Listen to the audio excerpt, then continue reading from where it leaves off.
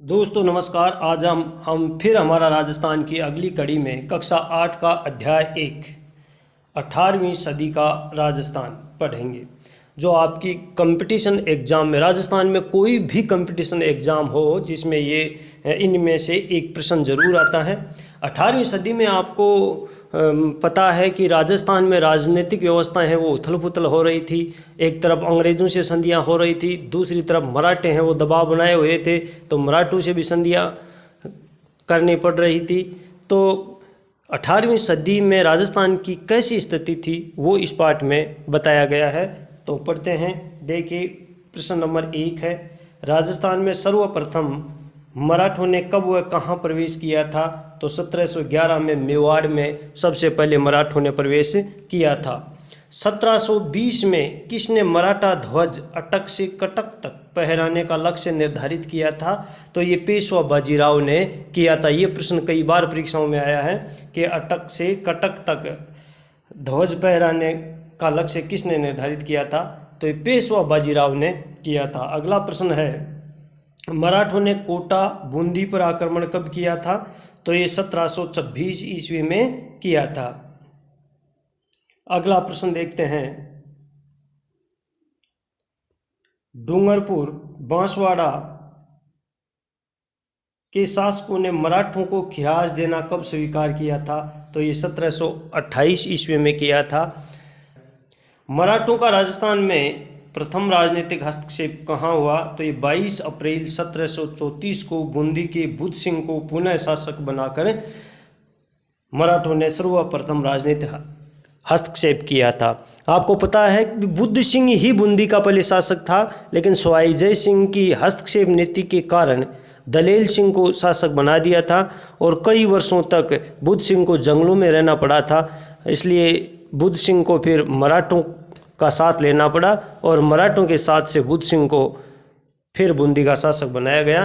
तो ये पहला राजनीतिक हस्तक्षेप था। ये प्रश्न भी परीक्षाओं में कई बार पूछा जाता है। अगला है, हुरडा सम्मेलन कब व कहाँ बुलाया गया? तो ये 17 जुलाई 1734 को हुरडा यानी भीलवाड़ा में एक हुरडा नामक स्थान है, वहाँ पर बुलाया गया था। हुरडा सम्मेलन की अध्यक्षता किसने की थी? तो ये मेवाड़ के महाराणा जगत सिंह द्वितीय ने की थी। आपको पता है हुरडा सम्मेलन बुलाया था सवाई जय सिंह ने और इसकी अध्यक्षता की थी महाराणा जगत सिंह ने। तो ये आपको अच्छी तरीके से ध्यान में रखना है कि बुलाया था सवाई जय सिंह ने और अध्यक्षता की थी महाराणा जगत सिंह ने। अगला प्रश्न, हुरडा सम्मेलन में किन किन शासकों ने भाग लिया था? तो ये आमेर के सवाई जय सिंह, जोधपुर के अभय सिंह, नागौर के भक्त सिंह, कोटा के महाराज दुर्जन साल ने। हुरडा सम्मेलन में एक अहदनामा तैयार किया गया था। इसमें क्या निश्चित हुआ था, यानी जिसको इकरारनामा या समझौता पत्र भी कहा गया।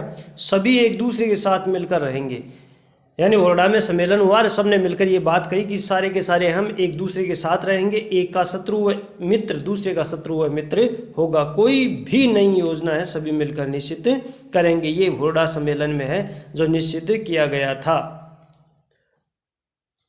अगला प्रश्न है, हुरडा सम्मेलन में वर्षा ऋतु के पश्चात कहाँ एकत्रित होने की बात कही गई थी? तो ये रामपुरा गांव में एकत्रित होने की बात कही गई थी। दोस्तों यदि किसी को इसकी पीडीएफ चाहिए तो कमेंट कर देना, मैं आपको पीडीएफ प्राप्त करने का रास्ता बता दूंगा। हुरडा सम्मेलन विफल क्यों हुआ? आमेर के शासक सवाई जय सिंह की उदासीनता के कारण। पेशवा बाजीराव ने राजस्थान नीति का आकलन करने के लिए अपनी माता राधाबाई को राजस्थान में तीर्थ यात्रा पर कब भेजा था? तो ये 1735 ईस्वी में भेजा था। तो ये सारे के सारे प्रश्न हैं जो निकाल कर दे रहा हूँ। कक्षा 6-7 की किताबों के दे दिए गए हैं, 8 की किताबों का प्रारंभ किया है, 8, 9, 10 की किताबों के सारे अभी आपको ये प्रश्न दिए जाएंगे। तो यदि चैनल पर नए हो तो चैनल को सब्सक्राइब कर लें और वीडियो अच्छा लगे तो लाइक ज़रूर करना। अगला प्रश्न देखते हैं, उदयपुर के महाराणा अमर सिंह द्वितीय की पुत्री चंद्र कुंवर बाई का विवाह किसके साथ हुआ था? तो ये सवाई जय सिंह के साथ हुआ था 1708 ईस्वी में, और ये इस शर्त पर हुआ था कि मेवाड़ की राजकुमारी से उत्पन्न पुत्र ही जयपुर के सिंहासन पर बैठेगा। यानी सवाई जय सिंह के साथ महाराणा अमर सिंह द्वितीय ने अपने पुत्री चंद्र कुंवर बाई का विवाह किया था और इस शर्त पर किया गया था कि चंद्र कुंवरी से जो प्राप्त पुत्र होगा वो ही आगे आमेर के सिंहासन पर बैठेगा। स्वाईजय सिंह की मृत्यु कब हुई? तो ये 1743 ईस्वी में हुई थी। चंद्र कुंवरी बाई, चंद्र कुंवर बाई है, ये भाई नहीं है भाई, बाई से उत्पन्न पुत्र का नाम क्या था? माधो सिंह था। आपको पता है स्वाईजय सिंह के एक ईश्वरी सिंह और एक माधो सिंह पुत्र थे, तो चंद्र कुंवरी से जो प्राप्त हुआ था वो माधो सिंह था। और शर्त भी ये रखी गई थी कि भाई चंद्र कुंवरी से उत्पन्न पुत्र ही राजा बनेगा, लेकिन बड़ा पुत्र है वो ईश्वरी सिंह था, तो इनके बीच में विवाद भी हुआ था। माधो सिंह ने किसके सहयोग से अपने भाई ईश्वर सिंह को चुनौती दी? तो मामा महाराणा जगत सिंह द्वितीय के सहयोग से चुनौती दी। भाई ईश्वरी सिंह राजा बन गया, जबकि शर्त के अनुसार बनना था माधो सिंह, तो माधो सिंह ने अपने मामा को साथ लेकर अपने बड़े भाई को चुनौती दे दी। मराठा सरदार मल्हार राव होलकर द्वारा किसका पक्ष लिया गया? तो ये माधो सिंह का लिया गया था। ईश्वर सिंह व माधव सिंह के मध्य कौन कौन से युद्ध हुए थे? तो राजमहल और बगरू के युद्ध हुए थे। दोनों भाइयों के बीच में जो युद्ध हुए थे वो थे राजमहल और बगरू के युद्ध।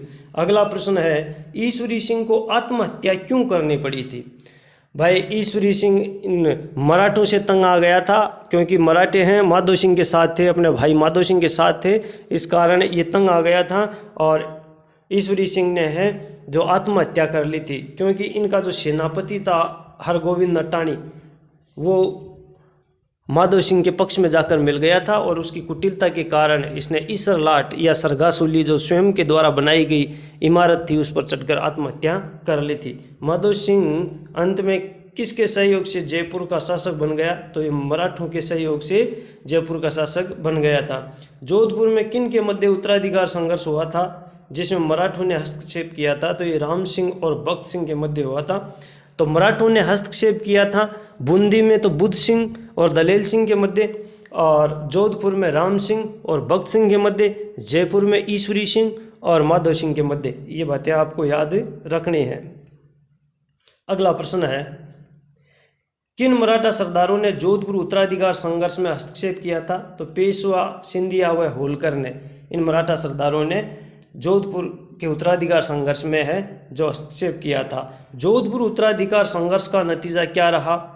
राम सिंह और भक्त सिंह में शासन आधा आधा बांट दिया गया, दोनों में आधा आधा जो राज्य है जो शासन है बांट दिया गया था।